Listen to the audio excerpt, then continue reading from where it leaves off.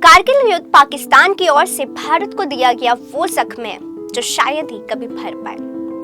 सर्दियों में जब दोनों ओर के सैनिक ऊंची ऊंची चोटियों पर स्थित अपनी चौकियों को छोड़कर बेस कैंप लौट आते हैं, उसी दौरान साल 1999 में पाकिस्तान ने विश्वासघात का छुरा घोंपा था और इसका नतीजा दोनों देशों के बीच युद्ध के रूप में सामने आया था। मगर पाकिस्तान जैसा पत्थर दिल भारत का कभी नहीं हो सकता। तभी तो जब पाकिस्तान ने अपने ही सैनिकों के शव लेने से इनकार कर दिया था, तब उनके घर वालों की रिक्वेस्ट पर भारत ने सम्मान के साथ उनके बेटे का शव पाकिस्तान भेजा।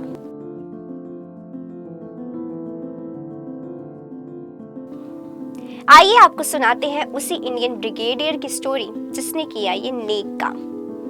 मैं एक ब्रिगेडियर के रूप में लंदन यूके में इंडिया हाई कमीशन के डिफेंस एडवाइजर के रूप में तैनात था। मैं भारत वापस आकर कारगिल में आक्रमणकारियों के खिलाफ युद्ध में भाग लेने के लिए उत्सुक था।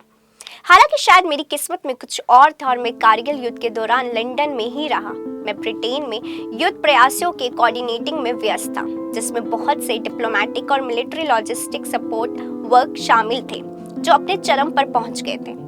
ऐसे ही एक बिजी डे दोपहर के करीब मेरे असिस्टेंट ने मुझे इंटरकॉम पर कॉल किया और कहा, सर एक पाकिस्तानी सज्जन फोन लाइन पर है, वो आपसे बात करना चाहते हैं। ये एक अजीब रिक्वेस्ट थी क्योंकि युद्ध अपने चरम पर था, इसलिए मेरा पहला विचार ये था कि ये कोई क्रोधित और शत्रुतापूर्ण व्यक्ति होगा। जब मैंने बात की तो एक बहुत ही विनम्र सज्जन ने मुझसे रुक रुक कर अंग्रेजी और काफी नरम और उदास आवाज में बात की। माफी मांगने के बाद उन्होंने बताया कि यूके में बसे उस व्यक्ति की माँ उसके साथ रहती थी। उसकी बहन का बेटा पाकिस्तानी सेना में था और कथित तौर पर कारगिल मोर्चे पर था। पिछले 4 या 5 दिनों से उसके बारे में कोई खबर नहीं थी। पाकिस्तान में लड़के के माता पिता परेशान थे और यूके में उसकी दादी चिंता में बीमार पड़ गई थी और लगातार रो रही थी। उन्होंने कहा कि उन्होंने बार बार पाकिस्तान हाई कमीशन से संपर्क किया था, लेकिन उन्हें ये कहते हुए मना कर दिया गया था कि कारगिल में कोई पाकिस्तानी सेना शामिल नहीं थी। परिवार को पाकिस्तान अथॉरिटी से भी इसी तरह के उत्तर मिले थे। उन्होंने आगे बताया कि एक भारतीय पड़ोसी और फ्रेंड ने उन्हें लंदन में इंडियन मिलिट्री एडवाइजर से संपर्क करने की सलाह दी थी। पड़ोसी ने उनसे कहा था कि मेरा विश्वास करो, अगर भारतीय सेना किसी भी तरह से आपकी मदद कर सकती है तो वो निश्चित रूप से करेंगे। वो अपने विरोधियों के साथ उचित सम्मान और सम्मान के साथ पेश आते हैं। बुजुर्ग महिला से जब मैंने बात की तो उन्होंने मुझे आशीर्वाद दिया और सबसे प्यारे तरीके से अल्लाह के नाम पर मुझसे अपने पोते का पता लगाने में मदद करने की विनती की, जो पाकिस्तानी सेना में कैप्टन था। मैं भावुक हो गया और मैंने वादा किया कि मैं जो भी न्यूज़ पता कर पाऊं उसके साथ वापस आऊंगा।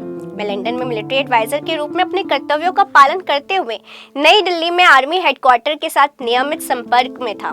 सौभाग्य से कारगिल युद्ध की देखरेख करने वाले सीनियर ऑफिसर जिसे मैं जानता था, मैंने उन्हें फोन किया और पूरी कहानी सुनाई। उन्होंने जल्द ही जवाब देने का वादा किया। उन्होंने नेक्स्ट डे बताया कि वास्तव में ऐसे कैप्टन ने कारगिल के युद्ध में भाग लिया था और दुर्भाग्य से वो बहादुरी से शहीद हो गया।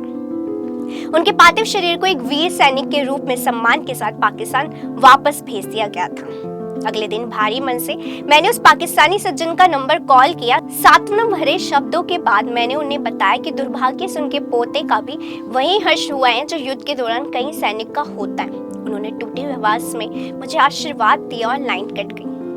लोकल प्रेस में भी यही कहानी छपी थी, जिसमें इस विडंबना को उजागर किया गया था कि भारतीय सेना ने एक ब्रिगेडियर ने पाकिस्तानी माता पिता को कारगिल युद्ध में उनके बेटे के ठिकाने के बारे में इन्फॉर्म किया था, जबकि वही जानकारी पाकिस्तान सहित किसी अन्य स्रोत से नहीं मिल रही थी। एक ब्रिटिश जनरल ने कहा, जो देश अपने युद्ध में मारे गए लोगों का सम्मान और आदर नहीं करता वो शायद लड़ने लायक देश नहीं है। इस तरह की और भी वीडियोस देखने के लिए फॉलो और सब्सक्राइब करें इंस्टा फीड को, साथ ही प्रेस करें हमारा बेल आइकन।